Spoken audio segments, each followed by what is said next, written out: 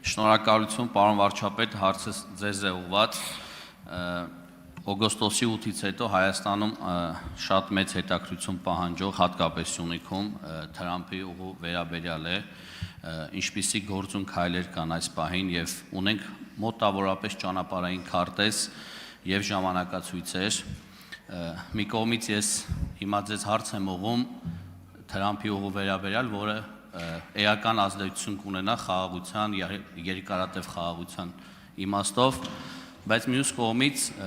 իմ համար անհասկանալի է եւ կուզենամ ձեր մեկնաբանությունները լսել օրերս Ադրբեջանի արտգործնախարարի մի քանի հայտարարություններ, որոնք իմ կարծիքով արվել են Հայաստանում ներքաղաքական որոշակի խոսակցություններ զարգացնելու նպատակով եւ կուզենայի ձեր կարծիքը լսել Այնուամենայնիվ ինչ նպատակ է դա հետապնդում, գուցե Հայաստանում մոտենում է ընտրություններ դրա հետ է կապված, ես ինքս տրամաբանությունը չեմ կարողանում հասկանալ, որովհետև գետնի վրա ունենք խաղաղություն, ես լինելով Սյունիքում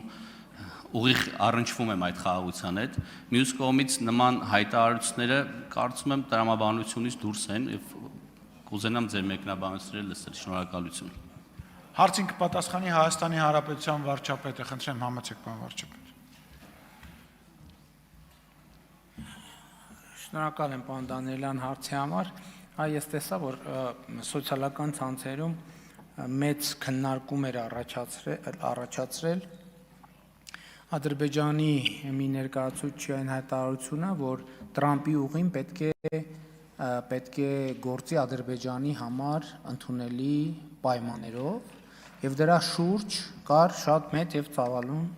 քննարկում ամենատարբեր մեկնաբանություններով, բայց մենք չենք ասում, որ Ադրբեջանի համար անընդունելի պայմաններով պիտի գործի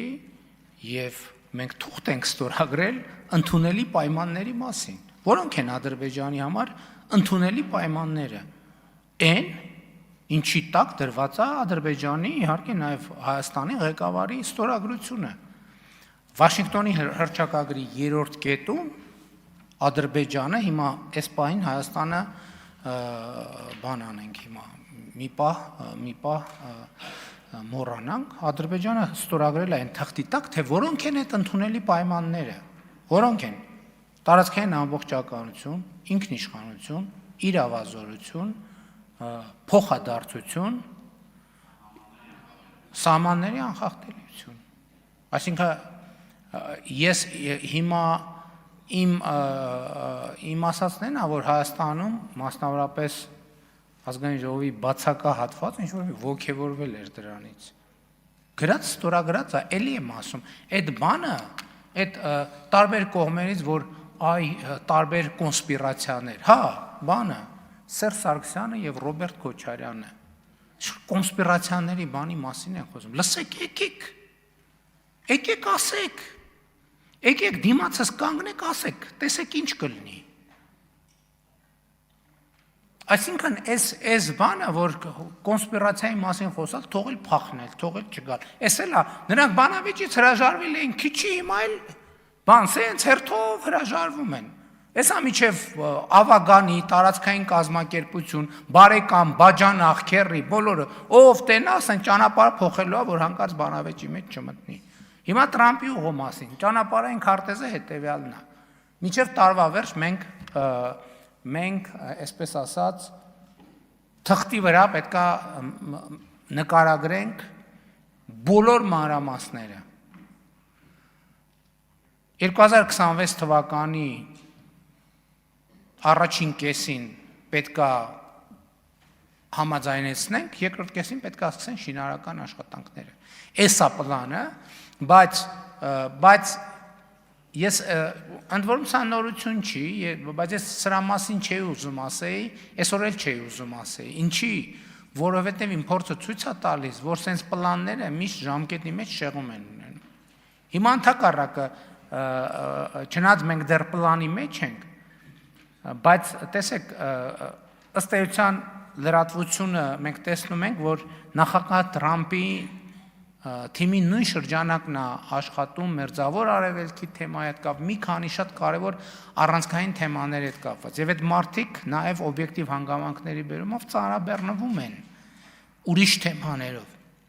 Մենք ամեն ինչ կանենք, որ այս ժամանակացույցը հստակ աշխատի։ Բայց ես էլի ուզում եմ, որովհետև հեսա ժամկետը գալու է, էլի,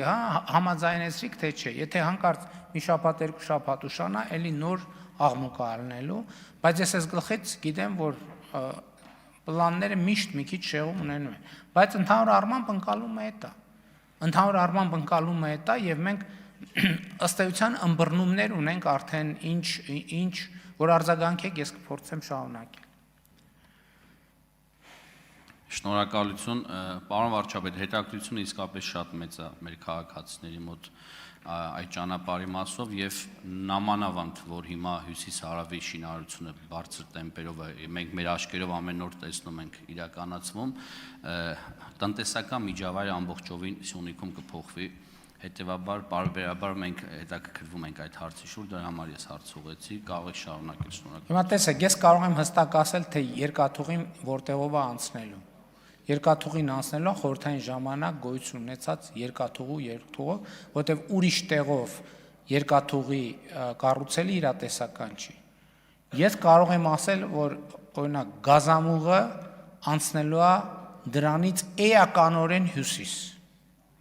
Էլեկտրական գծերը անցնելու են էականորեն հյուսիս։ Ընդ որում ես չեմ կարող ասել, որովհետև ուսումնասիրությունները տեղում ենք արդեն սկսել ենք, չեմ կարող ասել նույնիսկ որոնք Սյունիքի մարզի հատվածում կմնան, որոնք Վայոց ձորի մարզի հատվածում, որովհետև դա հասկանում եք, բազմաթիվ գործոններից է կախված, այսինքն քարտեզի վրա ամեն ինչ հարթ է, թվում է թե որ դե ուզենաս գիծը կքաշես, բայց այնուամենայնիվ տեղանքը բնությունը ուրիշ բան է։ Ավտոճանապարհների հետ կապված գիտեք, հյուսիս-հարավը կառուցվում է եւ մեծ հավանականությամբ մենք ճանապարհները այդ արևելք-արևմուտք ուղղությամբ ճանապարհները կինտեգրենք հյուսիս-հարավի ճանապարհներին եւ այլն եւ այդպես շարունակ։ Բայց ելի եմ ասում, հասկանում եք, այս ամեն ինչը նույնիսկ տեղատեսության արդյունքը կարող վերջնական չլինի, որովհետև տեղատեսությունից հետո պետք է երկրաբանություն անել եւ այլն, կարող է երկրաբանությունը ցույց տա, որտեղ հոսքեր կան, սողանքներ կան, չգիտեմ, ամենատարբեր բաներ։ Այսինքն ես էլի ուզում եմ ասել, որ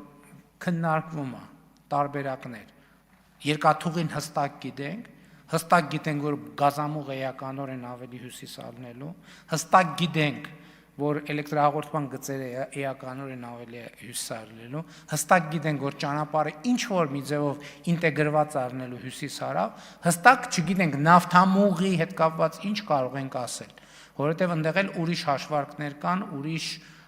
ներդրումային հնարավորություն կապված է նավթի միջազգային գներից նաև, որովհետև ինչ-որ մի գնային հեռանկար կա, որը ներդրումային հետաքրքրություն մեծացնում է, նվազեցնում է եւ այսպես ինքը կենթանի process է, բայց ես մի բան կարող եմ հաստատ ասել,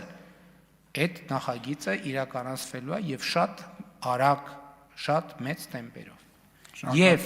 այն պայմաններով, ինչ որ Վաշինգտոնի հռչակագրում գրած է։